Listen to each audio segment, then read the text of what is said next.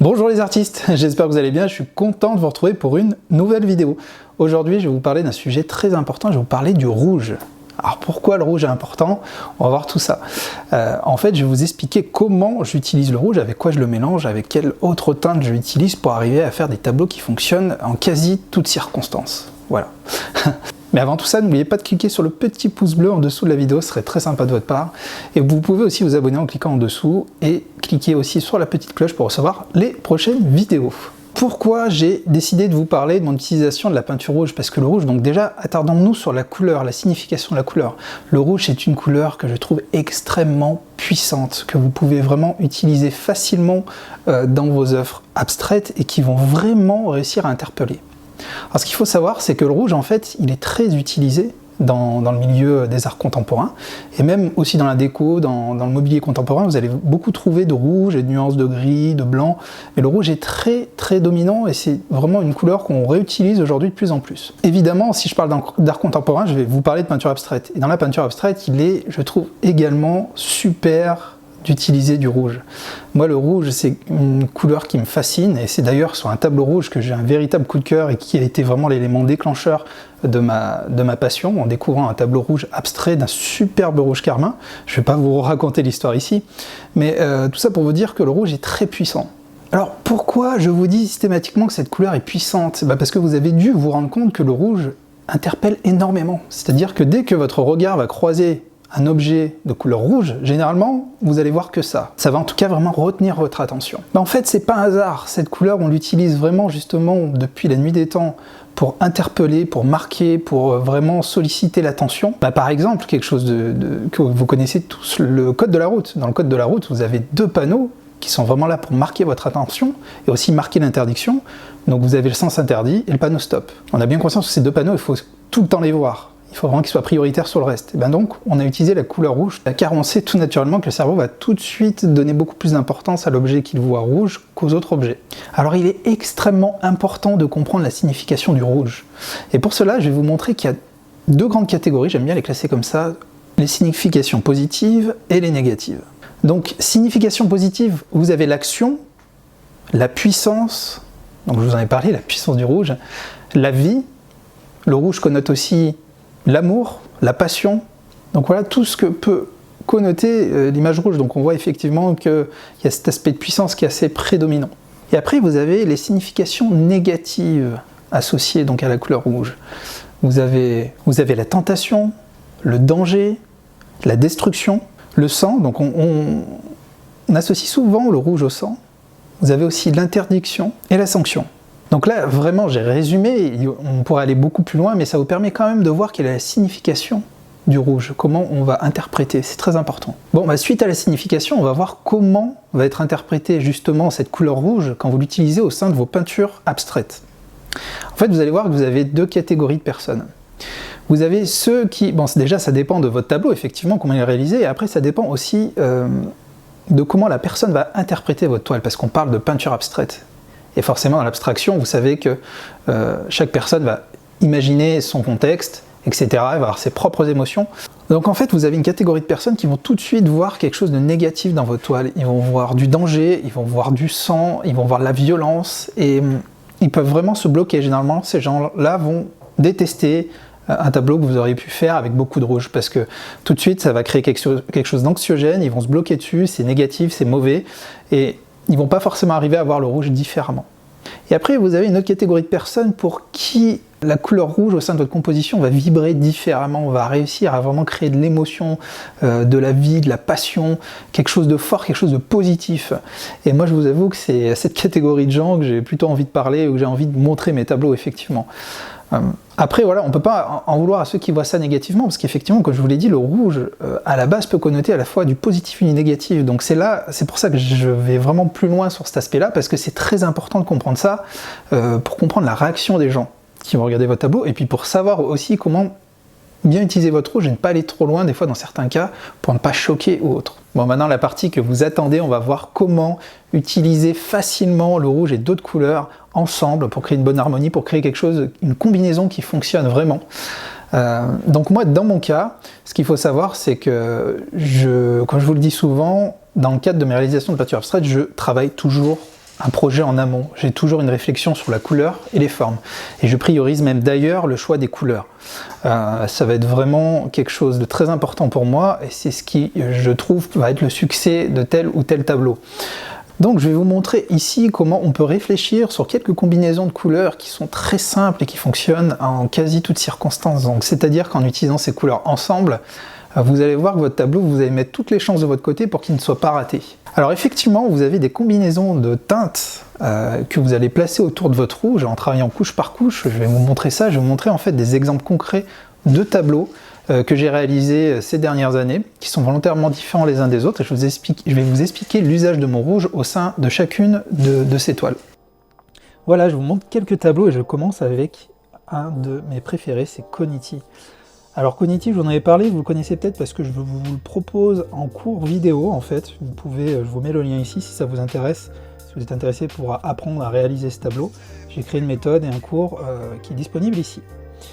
C'est le cours vidéo numéro 3. Donc Coniti, c'était vraiment la volonté de créer quelque chose de contemporain, de moderne, avec une teinte justement que j'affectionnais tout particulièrement, qui est le rouge, ce combo de rouge, de noir et de gris. Alors ici, vous avez 4 couleurs finalement qui fonctionnent très très bien, je me rends compte avec le recul et que j'utilise dans beaucoup de tableaux. C'est le mélange d'un blanc, d'un gris très clair, puis d'un noir et d'un rouge. Là, on voit ici, pour vous expliquer un peu le tableau, vous avez cette forme centrale, la composition centrale, donc les coups de couteau qui sont rouges et noirs, qui sont volontairement assez vifs, assez bruts. Donc il y a quand même les traits, c'est assez rigide. Ça peut paraître un peu violent au premier abord. Le regard va tout de suite venir se figer, se fixer sur cette forme-là. Et après, petit à petit, avec le recul, on va commencer à analyser ce qu'il y a autour. Et vous avez volontairement, pour créer de la profondeur, un fond gris qui va être très léger et une zone beaucoup plus douce, beaucoup blanche, qui vient un peu avec différentes, en brossant avec différentes, on va dire, taux d'opacité, venir épouser un peu ce fond gris. Et en fait, volontairement, je voulais créer un contraste entre ce noir, ce rouge, et le blanc et le gris pour pouvoir vraiment créer de la profondeur. Donc je suis assez content de ce tableau, il a eu pas mal de succès, j'en ai refait plusieurs depuis. Enfin, plusieurs en tout cas m'inspirant de l'idée, mais en faisant des tableaux différents, en déclinant sur plusieurs supports. Là par exemple, ici, c'était ma première version sur un polyptyque. Polyptyque, donc 4 châssis de formats différents, pour créer justement la volonté de créer quelque chose de très moderne et contemporain. Ensuite, voici un tableau que j'ai réalisé plus récemment. L'objectif ici était d'utiliser quand même pas mal de couleurs, et d'essayer de me challenger, de jouer sur une différence entre, on va dire, une base avec un fond constitué de couleurs chaudes et une composition avec des couleurs, par contre, elles, un peu plus froides.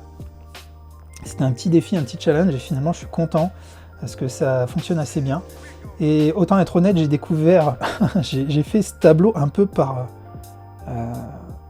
erreur. Comme je vous le dis, les erreurs sont tellement importante. Et je m'étais énervé sur un autre tableau sur lequel j'arrivais pas à faire ce que je voulais, et j'ai presque eu ce résultat en fait. J'ai fait tomber de la peinture par-dessus un châssis qui avait un fond de ce style-là, avec des couleurs chaudes, et j'avais eu un résultat qui je trouvais très intéressant, et j'ai voulu aller plus loin en créant ce tableau-là justement. En partant de mon idée qui était de départ qui était une grosse erreur.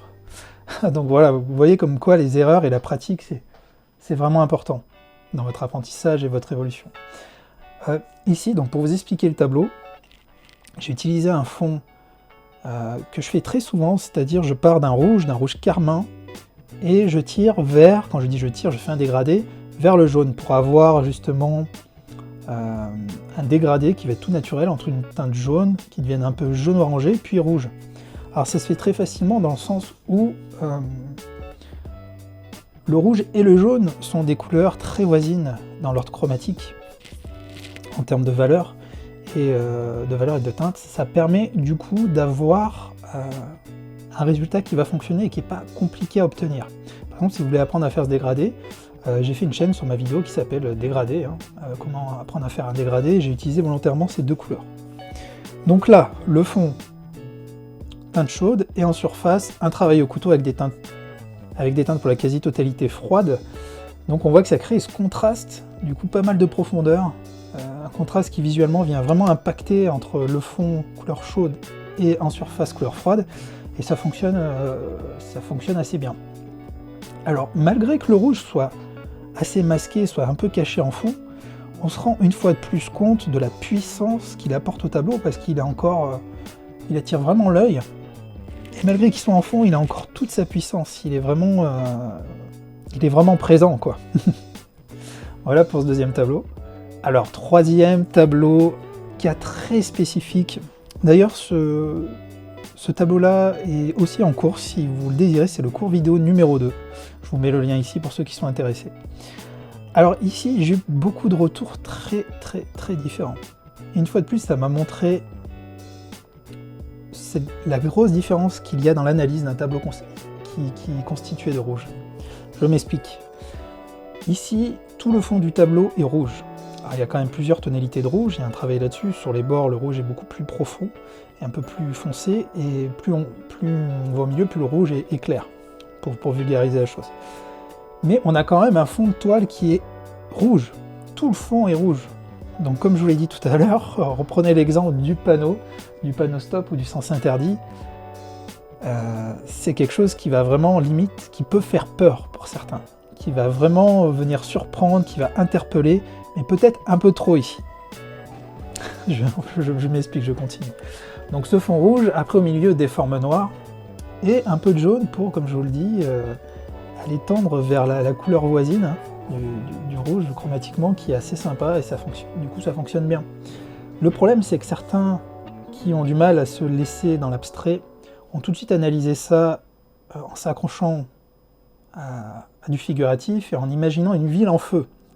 Je vais se retourner une fois, deux fois, trois fois, et je me suis dit, aïe, bon ben en fait il y en a beaucoup qui voient une ville en feu, alors que c'était absolument pas l'objectif. Et on se rend compte qu'en fait, si on voit les choses comme ça, on en revient sur l'analyse un peu négative du rouge, mais qui peut se comprendre, parce que là finalement on a un fond qui est entièrement rouge, donc ça peut être anxiogène, ça peut connoter quelque chose de violent, un peu la panique. On peut imaginer justement ce jaune qui ressort, qui ressemblerait à un incendie. Voilà. Donc une fois de plus, tout est dans l'analyse, dans votre façon de percevoir ce tableau et de le ressentir. D'ailleurs, n'hésitez pas à me dire en commentaire comment vous ressentez, qu'est-ce que vous sentez quand vous voyez ce tableau. Voici un autre exemple. Du coup, ce tableau, je ne l'ai pas encore vendu, et je l'ai fait il y a quand même un certain temps. Et j'ai eu aussi des avis très différents. Ceux qui aiment le rouge aiment bien ce tableau, car effectivement, il y a quand même pas mal de couches. Il y a volontairement plein de teintes différentes de rouge, plein de rouges différents, même parfois jusqu'à tendre vers le jaune, on le voit. Et il y a aussi un peu ces couleurs noires avec ces couleurs rouges qui reprennent le dessus. Et malheureusement, certains y voient du sang qui coule, certains m'ont même dit j'y vois l'enfer, on y voit un contexte anxiogène, c'est triste, c'est lugubre. Alors moi, ça m'a beaucoup surpris dans le sens où, comme vous le savez, je m'interdis toujours de peindre quand je suis triste. Il n'y a aucune tristesse dans mes peintures. Jamais, je n'ai jamais voulu mettre de tristesse dans mes peintures. Et du coup, j'étais très surpris, parce que moi, au contraire, j'y vois de la passion, j'y vois quelque chose de... c'est très intense, mais je n'y vois vraiment rien de négatif dans cette toile. Donc voilà, une fois de plus, attention, peut-être qu'il y a trop de rouge sur ce tableau, peut-être qu'effectivement une couleur rouge n'est pas recommandée, dans le sens où beaucoup vont dire hop, couleur rouge, c'est du sang. C'est pas évident. Et voilà un dernier petit exemple que je voulais vraiment vous montrer pour souligner comment le rouge peut être subtil et comment il peut avoir son importance. Ici, par exemple, j'ai fait un tableau très simple avec un fond blanc un peu grisonnant, des formes au couteau en surface rouge, donc qui contrastent énormément avec le fond blanc. Mais je vous laisse imaginer, si je n'avais pas mis le rouge au milieu, le tableau serait quand même un peu fade, un peu triste, il manquerait quelque chose. Et c'est le sentiment que j'ai eu quand j'ai créé cette composition. Je me suis dit, je vais rajouter un peu de rouge pour vraiment créer un peu de punch, un peu d'impact à la toile. Et donc j'y suis allé vraiment avec parcimonie, j'ai mis un tout petit peu de rouge à certains endroits. Et comme vous voyez, ça change vraiment tout l'intérêt du tableau. Pourtant, le rouge est quasiment inexistant. Et des fois, il suffit de pas grand-chose. Voilà, j'espère que cette vidéo vous aura plu. Si c'est le cas, n'oubliez surtout pas de cliquer sur le pouce levé en dessous de la vidéo, c'est important pour moi. et je vous en remercie par avance. Si vous souhaitez aller un peu plus loin, je vous propose un guide qui est gratuit à télécharger, du matériel pour la peinture abstraite. Je vous mets le lien ici pour le télécharger.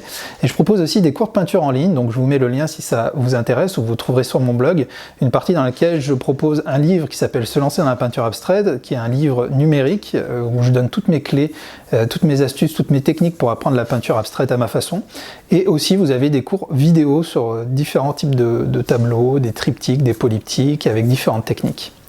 Voilà, donc en tout cas je vous remercie beaucoup d'avoir regardé cette vidéo. J'espère vraiment qu'elle vous aura apporté quelques clés.